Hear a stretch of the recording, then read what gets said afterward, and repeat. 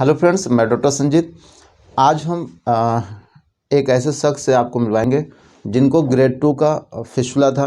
Grade 2 का मतलब होता है कि जब इंटरस्टिशियल फिस्टुला हो उसमें एक एब्सेस बन जाए या मल्टीपल ब्रांच बन जाए। तो इनको जो था फिस्टुला के साथ एक फोड़ा था। इनका एक्सरे जब हम लोग कराया था तो वहाँ पे ये रिपोर्ट आई थी और ये लगभग 2 मंथ में पूर्ण रूप से ठीक हो चुके हैं और छारसूत्र विधि द्वारा इनका ट्रीटमेंट किया गया था। चूँकि अभी रिसेंट में हमने जो पेशेंट के रिव्यूज़ हैं इसलिए डाले हैं कि लोगों को विश्वास हो जाए कि छारसूत्र वाकई में एक अच्छी थेरेपी होती है। एक ऐसी आयुर्वेदिक शल्य चिकित्सा है जिसमें बिना किसी मल द्वार को नुकसान पहुंचाए हम फिस्टुला को पूर्ण रूप से ठीक कर सकते हैं। आपका नाम है रामनाथ और उम्र लगभग 47 साल है और चूँकि ये कार्डियक पेशेंट भी रहे हैं पिछले 8-9 महीने से इनको कार्डियक प्रॉब्लम भी रही है। यहाँ कार्डियोलॉजी डिपार्टमेंट में ये दिखा भी रहे हैं। इनको अभी रिसेंटली 2-3 महीने पहले इनको फिस्टुला डायग्नोस हुआ था और हम लोगों ने छासूत किया। ये लगभग 2 महीने में पूर्ण रूप से ठीक है। सबसे पहले चूँकि ये एक बिजनेसमैन है, यानी इनकी परचून की दुकान है छोटी सी और यहाँ से लगभग 15 से 20 किलोमीटर दूर घर है। 15 से 20 किलोमीटर दूर घर है। ये पर डे आते हैं। चूँकि छारसूत्र को हम छेड़छाड़ नहीं करते हैं। लोग क्या करते हैं, छारसूत्र को लाइगेट करने के बाद पर डे उसको नचाते हैं या उसमें मथनी की तरह मसते हैं, तो उससे क्या होता है, पेशेंट को बहुत पेन होता है। हम लोग ऐसा नहीं करते हैं, केवल छारसूत्र लाइगेट कर देते हैं। बस एक काम के लिए कोशिश करते हैं कि पेशेंट सुबह शाम या तो खुद कर ले या हमारे पास आ जाए।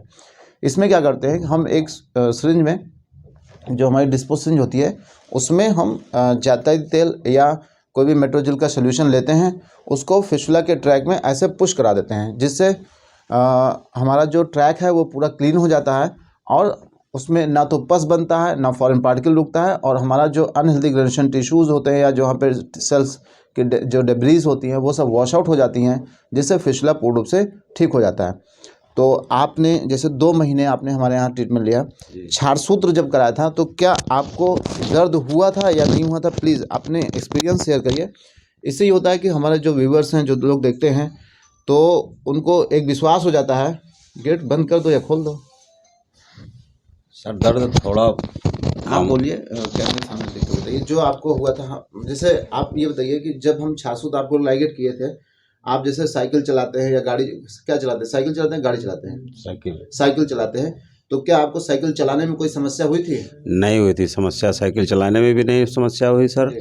और जब से ऑपरेशन कराया पूरा सुकून मिला और ऑपरेशन कराने के बाद में मतलब दर्द भी नहीं हुआ और 1.5 महीना करीब हुआ, अब बिल्कुल कंप्लीट हैं हम। हाँ, एक तो ये हो गया कि ये दूसरा क्वेश्चन है कि क्या आपको यहाँ पे जिस दिन हम लोगों ने छारसूत्र लाइगेट किया, क्या आपको एडमिट करना पड़ा था यहाँ पे? जी नहीं, हमारा जिस दिन ऑपरेशन हुआ था हम तुरंत करीब आधे घंटे 1 घंटे बाद घर चले गए थे। आप जैसे वहाँ से लगभग 15 से 20 किलोमीटर दूर है, साइकिल चला के आते हैं, तो क्या साइकिल चलाने में या जो आप अपना काम करते हैं उसमें कोई दिक्कत आई थी आपको? सर हमें कोई दिक्कत नहीं आई। जब से हमारा ऑपरेशन हुआ उसके बाद कोई दिक्कत हमें नहीं हुई। हम डेली आते हैं और ड्रेसिंग करा के वापस चले जाते हैं। लैट्रिन करने में कोई समस्या? जी नहीं, लैट्रिन करने में भी कोई समस्या नहीं होती है। जैसे अब आप ठीक हो चुके हैं जी तो आपके मल को रोकने या ना रोकने की क्षमता में कोई ऐसा तो नहीं है कि आपका मलद्वार छोटा हो गया या बड़ा हो गया या लैट्रिन करने में कोई दिक्कत आती है? नहीं नहीं नहीं सर, कोई दिक्कत नहीं होती है। लैट्रिन करने में कोई दिक्कत नहीं होती सर। बिल्कुल, धन्यवाद। तो बस इसलिए हम पेशेंट के यहाँ पे व्यूज़ डाल रहे हैं ताकि लोगों को विश्वास हो जाए कि छारसूत्र पेनफुल थेरेपी नहीं होती है, सबसे सेफेस्ट है। और अभी तक आप चाहे गूगल पे सर्च कर लीजिए, चाहे कहीं भी पढ़ लीजिए, दुनिया की एक ऐसी थेरेपी है, अगर हाई एनल फिस्टुला हो, जैसे ग्रेड 3 का फिस्टुला हो या ग्रेड 4 का फिस्टुला या ग्रेड 5 में, इसमें छारसूत्र का जो रिकरेंस रेट है वो लगभग ना के बराबर है। किताब में भी लिखा है कि लगभग 95% तक लोग ठीक हो जाते हैं। 5% से 1% के बीच में ही रिकरेंस रेट है, लेकिन अभी तक का हम लोग को अपने यहाँ रिकरेंस रेट नहीं देखने को मिला है। एज़ कंपेरिजन टू अगर हम दूसरी थेरेपी की बात करें तो यहाँ पे जो स्फिंक्टर्स होते हैं ना, तो उनको हम डैमेज करते हैं, मतलब छारसूत्र में डैमेज होने की चांसेस ना के बराबर है। बस ये है कि जो भी व्यक्ति छारसूत्र या जो भी डॉक्टर छारसूत्र कर रहा है वो स्किल होना चाहिए, यानी पढ़ा लिखा होना चाहिए। ऐसे लोगों को से छारसूत्र ना कराए जो पढ़े लिखे नहीं हैं। बस, थैंक यू।